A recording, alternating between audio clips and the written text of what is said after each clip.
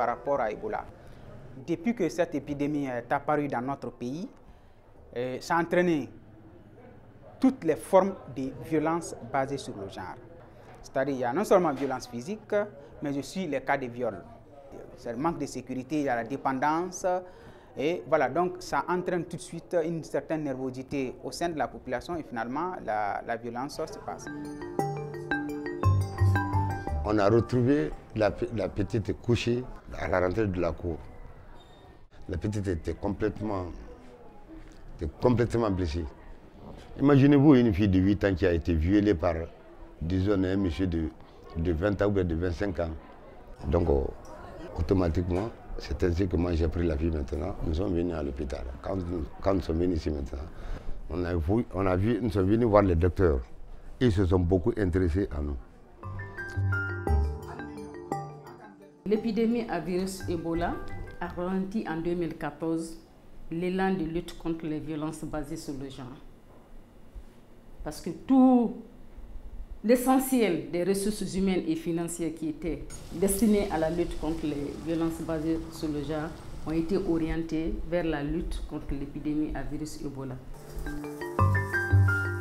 La REGA, à son arrivée, on a tenu beaucoup de séances, de rencontres, on a échangé et on lui a exprimé nos besoins. On a même élaboré un document qu'elle a vraiment appuyé au niveau de la mission pour que ça soit pris en compte dans le rapport.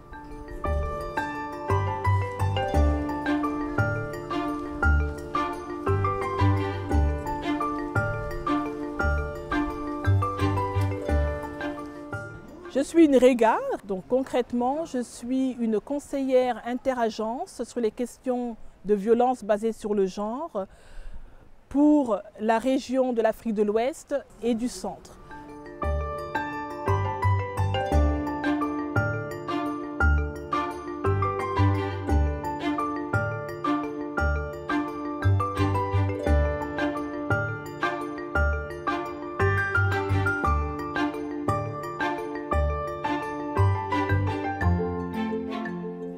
L'un des principaux acquis de mon appui à la relance post-Ebola en Guinée a été l'inclusion des questions de violence basées sur le genre comme point central dans les questions de genre dans le plan de relance.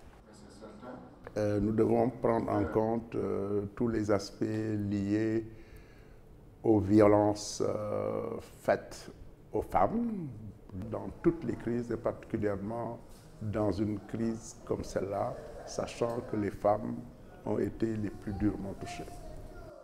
Particulièrement dans le contexte de l'Afrique, où nous connaissons la place de la femme dans la société, la place de la femme dans la vie active. Et dans un contexte de crise sanitaire, elle est plus exposée. Il en va de soi que même les politiques en matière de relèvement puissent se focaliser sur la femme pour avoir beaucoup plus de résultats.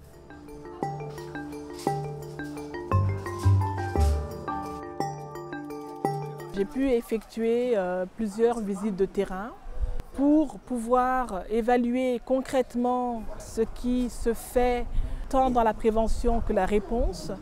L'une des recommandations, par exemple, serait d'accroître la sensibilisation des communautés à travers des messages radio de proximité ou alors à travers des causeries éducatives, une mobilisation communautaire.